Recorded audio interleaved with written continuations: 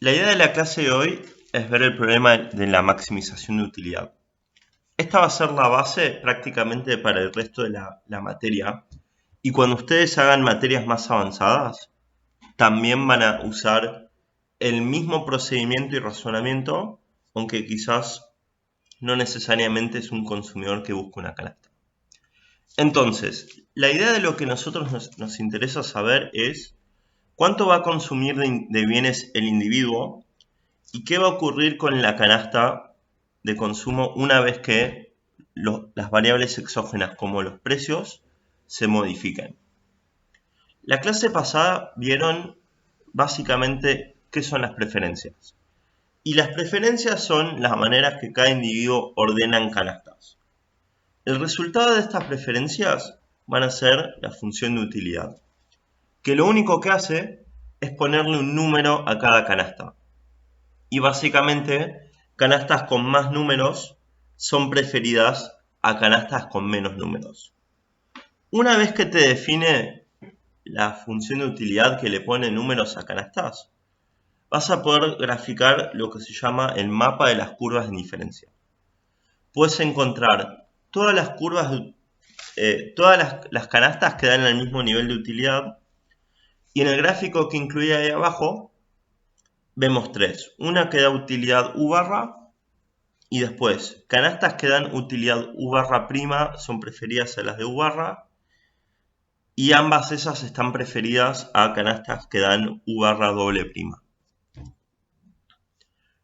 Una de las cosas que le pedimos a las curvas de diferencia, aunque sea para este curso, es que sean estrictamente convexas.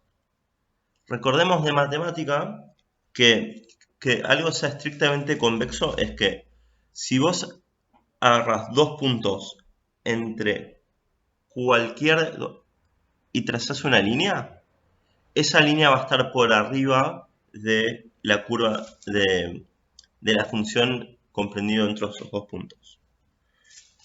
Una de las virtudes que va a ser dentro del mundo de la micro la convexidad es que los individuos van a preferir diversificar bienes antes que consumir mucho de uno.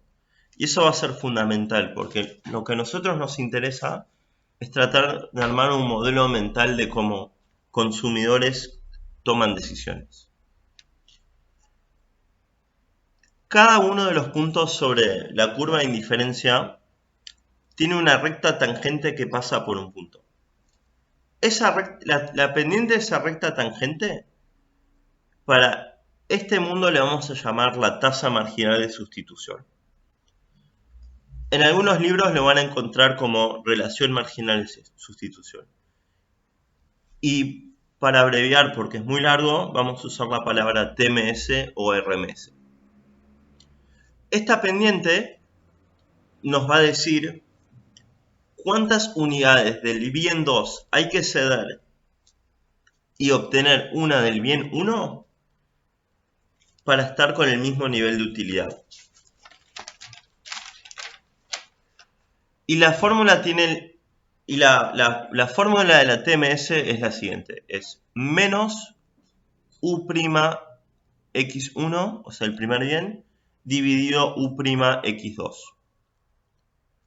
Esa fórmula sale de la teorema de la función implícita. Y la demostración es la siguiente. Imaginemos que tenemos una función de utilidad que solo depende del bien 1 y del bien 2. Bueno, vamos a diferenciar con respecto a todas las variables. Entonces, cuando diferencias te queda du igual a la derivada con respecto al primer bien por su diferencial, más la derivada con respecto al segundo bien y por su diferencial. A nosotros nos interesa saber la derivada en el punto cuando el diferencial total no cambia, o sea, cuando estamos sobre la misma curva de indiferencia y por ende no hay cambios en la utilidad. Entonces vamos a reemplazar du igual a 0. Entonces, lo que vamos a hacer a partir de ahí es despejar dx2 con respecto de x1, que en palabras es ¿cuánto hay que dar del bien 2 por el bien 1? Entonces, despejamos, y cuando despejas eso te queda del lado izquierdo dx2 sobre dx1 igual a menos u'x1 sobre u'x2. Por ende, lo que obtenemos del lado derecho es la definición de tasa marginal de sustitución. Y noten que yo usé la palabra ceder. Ceder tiene una connotación negativa. Entonces, cuando yo uso ceder, estoy usando ese método. Bueno, un ejemplo. Imaginen que la función es x1 por x2. En ese caso, la TMS es menos u'x1, que es x2, dividido u'x2, que es x1. O sea, menos x2 dividido x1 es la tasa marginal de sustitución. Y fíjense que cambia de punto a punto. Si estamos en el punto 2, 2, la TMS va a ser menos 1. ¿Y eso qué significa? Que si yo quiero tener más del bien 1 más del bien 1, tengo que ceder 1 del bien 2.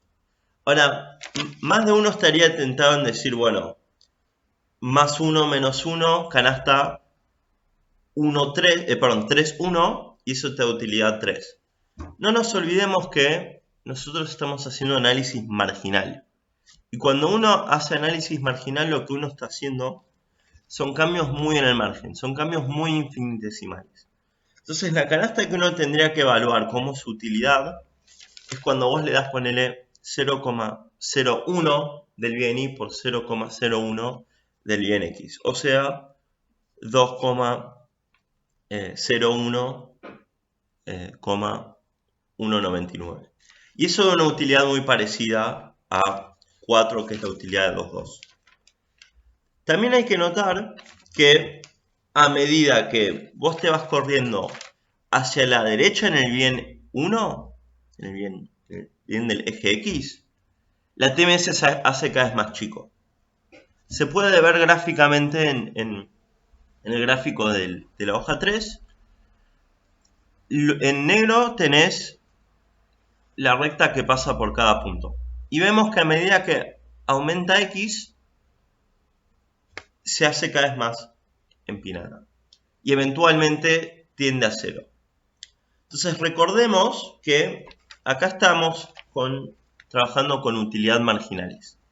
A medida que aumenta el nivel de x1 que uno consume, la última unidad le agrega menos que la anterior.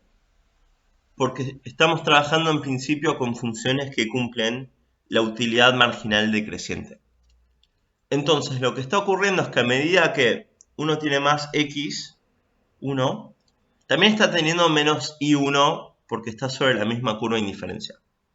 Entonces en ese sentido, vos tenés que dar cada vez menos del bien 2 para tener una más del bien 1.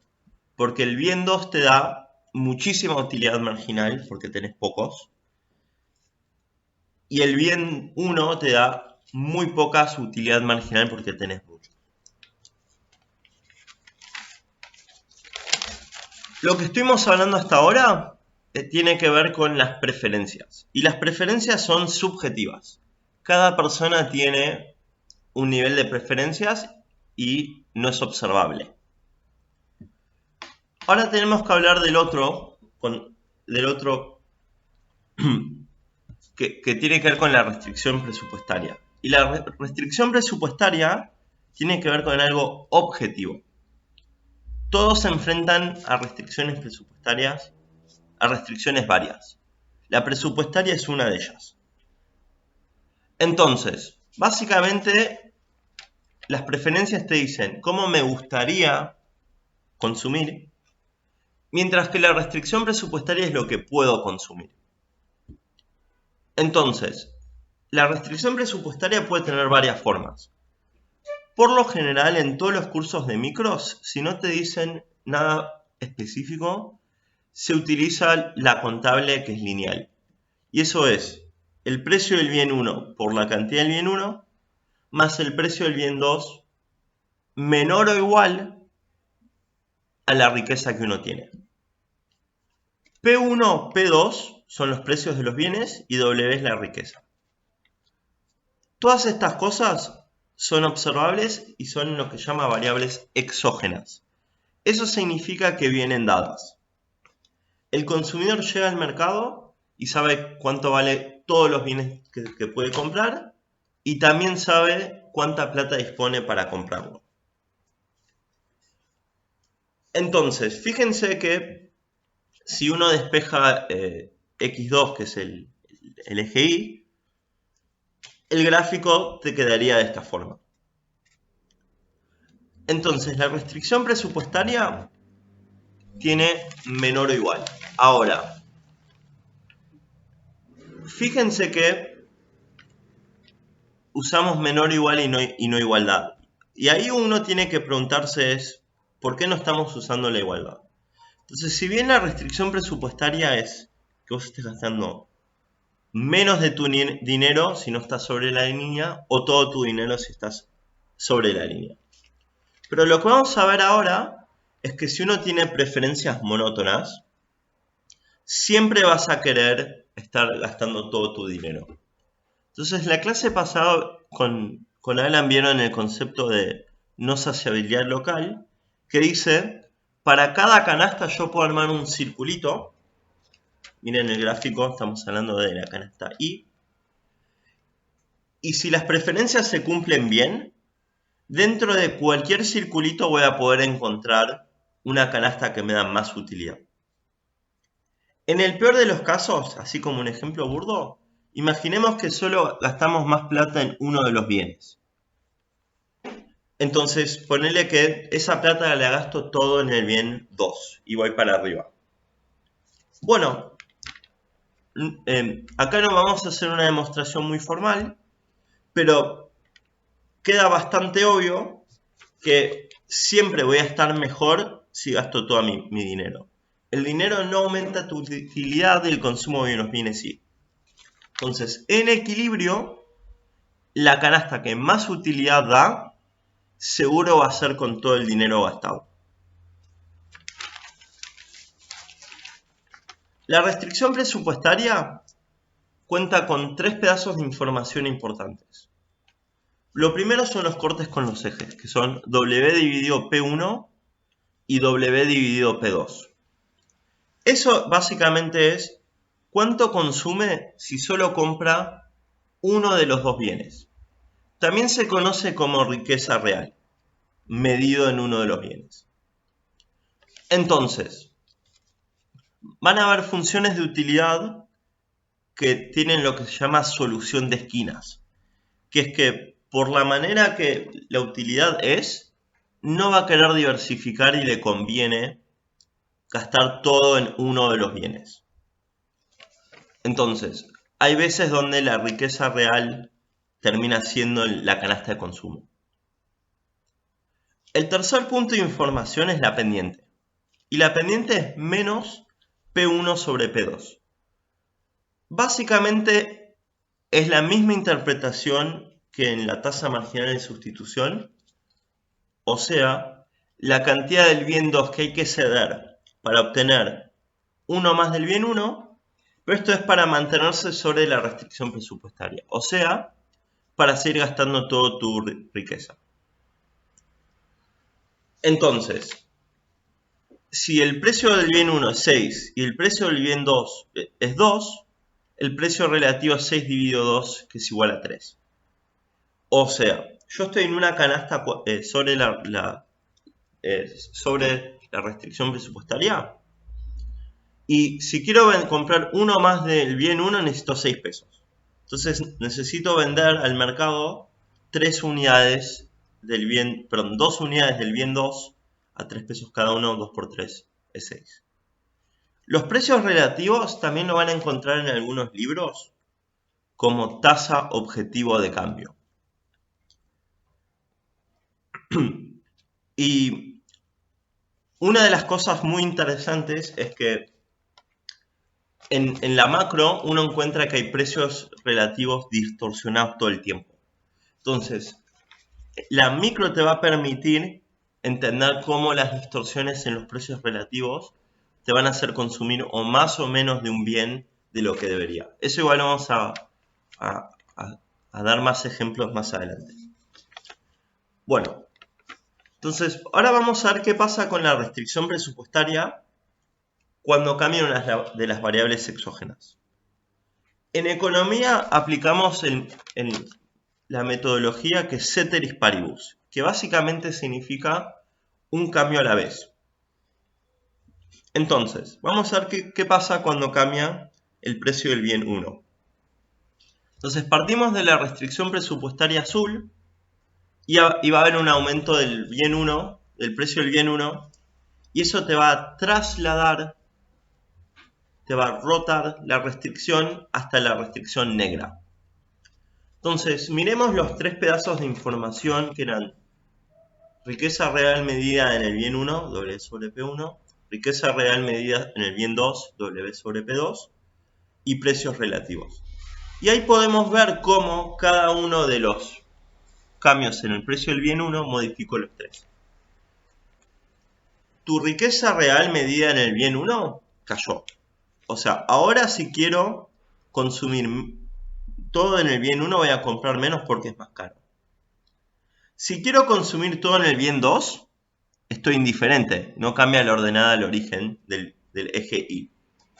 Y también cambia el precio relativo, porque ahora, si yo quiero ver cuánto ceder del bien Y para tener uno más del bien, del bien 2 para tener uno más del bien 1, bueno, como ahora el bien 1 es más caro, voy a tener que ceder más bienes. Entonces aumentó la pendiente que son los precios relativos. ¿Qué ocurre cuando hay un aumento en la riqueza? Bueno, volvemos a mirar los tres pedazos de información. Y si vemos la riqueza real medida en uno de los dos bienes, aumenta para ambos. Y si vemos los precios relativos, como el único cambio que hubo fue W, los precios relativos se mantienen constantes. Bueno, ahora arrancamos con lo más importante que tiene que ver con lo que vamos a ver hoy, que es la maximización de utilidad. Y la maximización de utilidad básicamente va a ser unificar lo subjetivo, que es cuánto quiero consumir de cada bien, con lo objetivo que me dice esto es lo que puedo consumir. Entonces el objetivo va a ser ver cuál de las canastas asequibles, o sea que están sobre la restricción presupuestaria, son las que me dan un mayor nivel de utilidad. Entonces, como un ejemplo muy sencillo, imaginemos que nuestra función de utilidad es x1 por x2 y que los precios son 1 de los dos bienes y 6 es nuestra riqueza. Entonces nuestra restricción presupuestaria sería x1 más x2 igual a 6. Entonces, imaginen que yo agarro todas las canastas que tengan números enteros. Estas serían el 0,6, 1,5, 2,4, 3,3, 4,2, 5,1 y 6,0. Estos son 7 canastas. Acá vamos a operar con que los bienes son perfectamente divisibles. Si bien en la vida real hay un montón que no lo son, pero podemos pensar en, por ejemplo, el pan, que vos podés pedir pan de distintos pesos. Para simplificar, todos los bienes son perfectamente divisibles. Entonces, estos son 7 canastas de infinitas. Bueno, ahora vamos a evaluar la utilidad de cada uno. Entonces, la función de utilidad esta es la multiplicación de los bienes. Entonces, 0 por 6 sería 0. 1, 5 sería 1 por 5, 5. 2 por 4, 8. Sucesivamente. Y de las 7 canastas, ahora podemos identificar que 9 es la más alta de ellas. Ahora, ¿cómo sabemos que es la más alta de todas? Bueno, no sabemos. Fijémonos en una canasta cercana. Entonces, imaginamos que evaluamos una canasta cerca del 3.3, que podría ser 299.301. Bueno, cuando haces esa cuenta, la utilidad da 8.999, que es menor a 9. Y la verdad es que todavía no puedo garantizar que 3.3 con utilidad 9 es la más alta. Entonces tendría que fijarme más cercano todavía. Por ejemplo, 2.999 y 3.001. Y eso también va a dar menos que 9. Bueno, para estar 100% seguros, hay que llevar eso a valores muy cercanos. Y la verdad que no es muy eficiente, tarda mucho tiempo y nunca estarías bien seguro de que esa fuera la canasta. Bueno, ahora en 2 minutos vamos a ver cómo se hace de forma correcta. Pero sí me gustaría que grafiquemos esta situación. Entonces, en el gráfico de abajo vamos a tener la restricción presupuestaria y las distintas canastas. Y vamos a unir las curvas de indiferencia que se unen a cada una de las canastas. Entonces, por ejemplo, la canasta 1, 5 y 5, 1, ambos tienen la misma utilidad y las voy a unir. Lo mismo la canasta 2, 4 y 4, 2. Y esa tiene una curva de indiferencia de utilidad 8 que pasa por ambos puntos. Bueno, algo que vamos a ver es que la canasta 3.3 con utilidad 9 va a tener una curva de indiferencia que pasa únicamente por un punto. Y ese va a ser uno de los secretos de cómo saber si es la canasta de mayor utilidad. Para resolver este problema vamos a usar el método de Lagrangiano.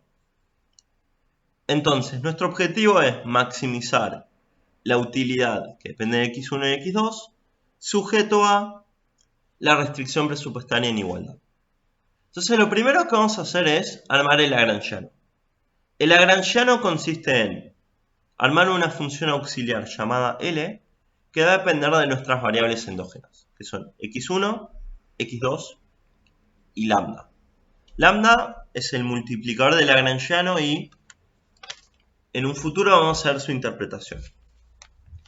Y esto va a ser igual a la función que queremos optimizar, que sería u de x1, x2, más el multiplicador por nuestra restricción manteniendo positivo la variable que no depende de la endógena, o sea, la variable exógena, o sea, la riqueza. Entonces vamos a pasar el P1x1 más P2x2 para el otro lado.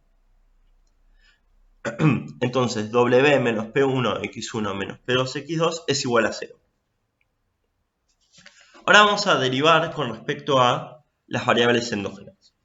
Cuando derivamos con respecto a x1, nos queda u'x1 menos lambda por P1.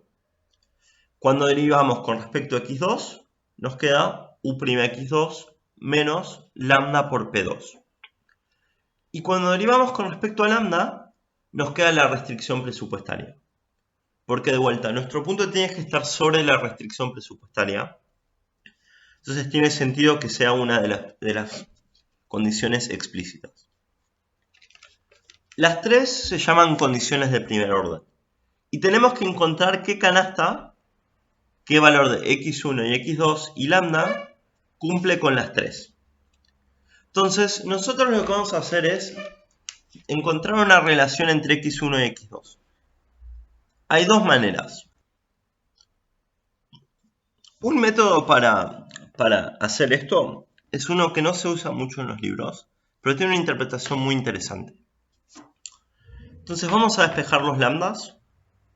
Entonces de la primera ecuación queda u'x1 dividido P1, de la segunda u'x2 dividido P2, y cuando lo unimos tenemos u'x1 sobre P1 igual a u'x2 sobre P2. Esto se llama proporción común costo-beneficio. Entonces, en equilibrio, la última unidad ajustado por lo que estás pagando tienen que ser iguales entre todos los bienes. Entonces, Esto básicamente nos dice que ambos bienes te pueden dar distintas utilidad marginal, pero es como que el valor por peso tiene que ser igual. A mí me gusta mucho esta interpretación y para resolver algunos ejercicios tiene mucho más sentido pensarlo desde esta interpretación que la que se usa y todo economista conoce. Bueno, ahora vamos con la famosa, que es la siguiente. Vamos a reordenar los términos y cuando reordenamos los términos queda U'x1 sobre U'x2 igual a P1 sobre P2. Entonces, del lado izquierdo tenemos la tasa marginal de sustitución y del lado derecho tenemos la tasa objetivo de cambio. O sea, la pendiente de la curva de indiferencia es igual a la pendiente de la restricción presupuestaria.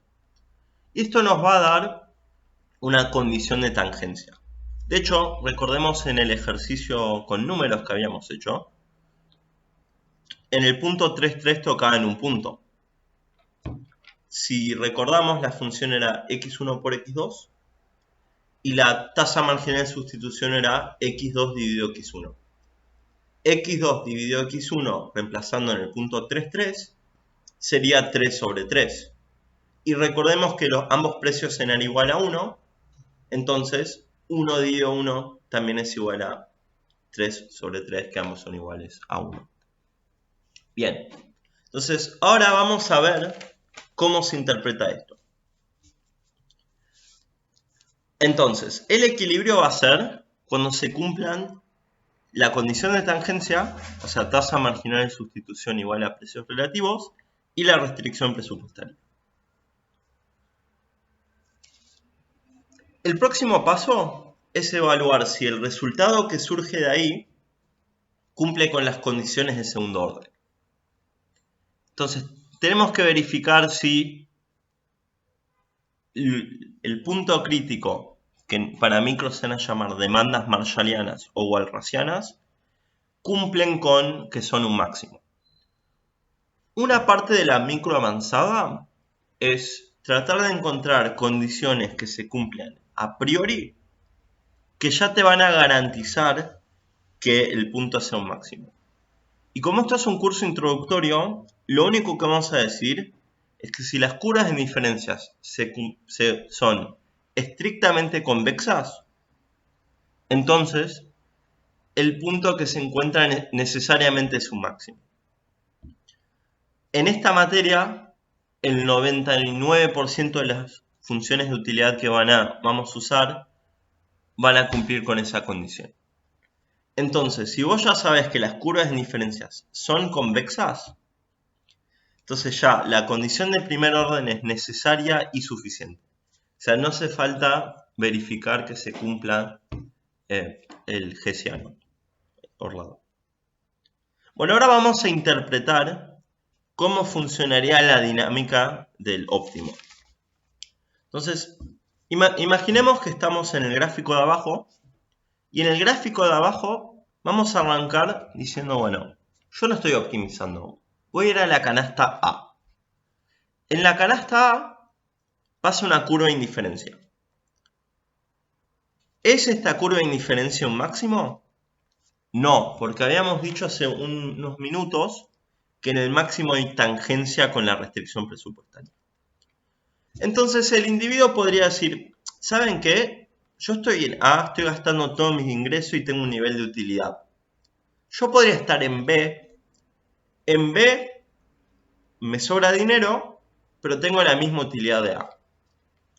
Bueno, voy a hacer un bruto y en B voy a gastar todo mi ingreso extra en el bien 2.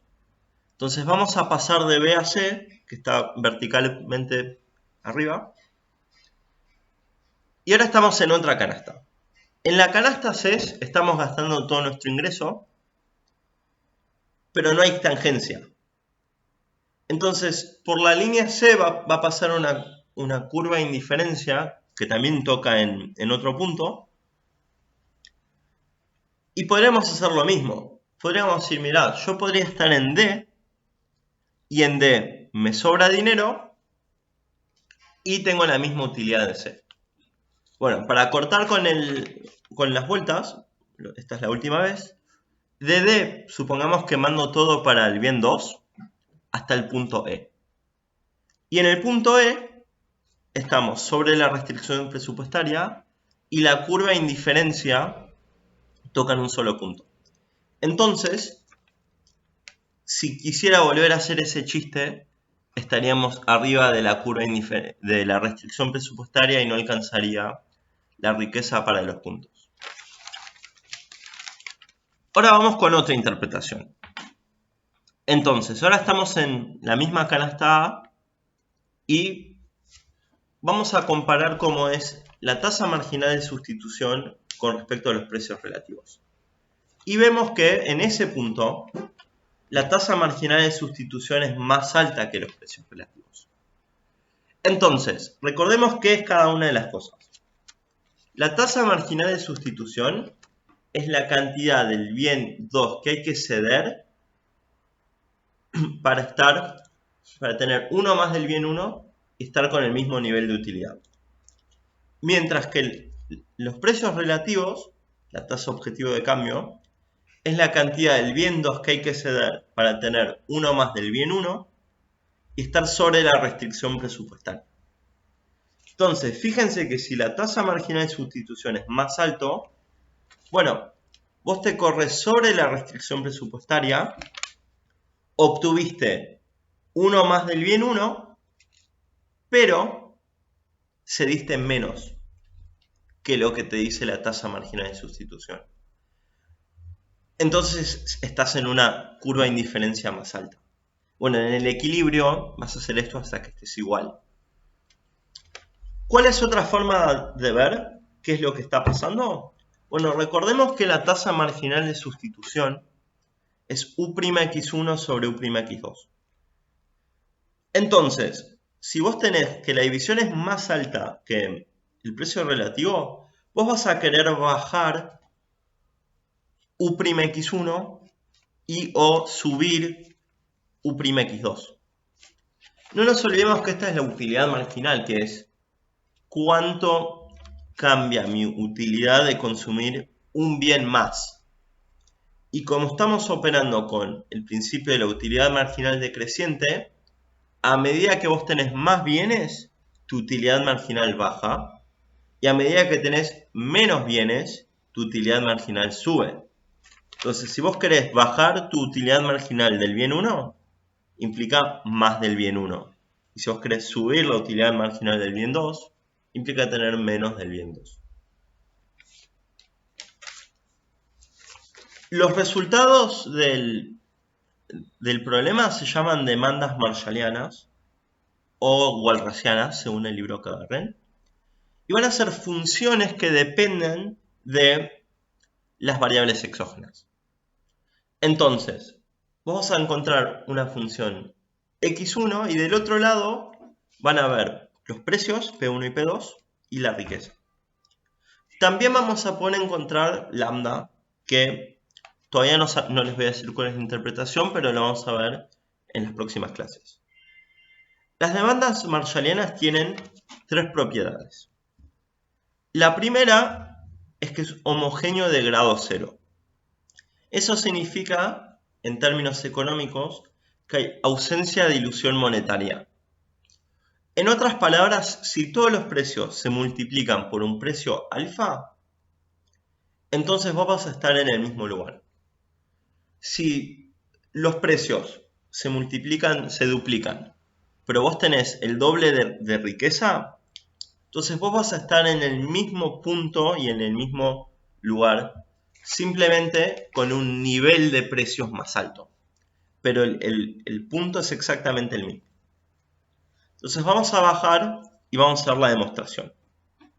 Entonces vamos a partir de que uno tiene demandas X1 y X2 que dependen de los precios y W, y esto sale de cumplir las condiciones de primer orden. O sea, que U'X1 sobre U'X2 es igual a P1 sobre P2 y que está sobre la restricción presupuestaria. P1x1 más P2x2 igual a W. Entonces, imaginamos que se multiplican todos los precios por alfa. Voy a decir por 2 para que sea más fácil. Bueno, entonces ahora vamos a ver cuál de esas dos ecuaciones se modifica.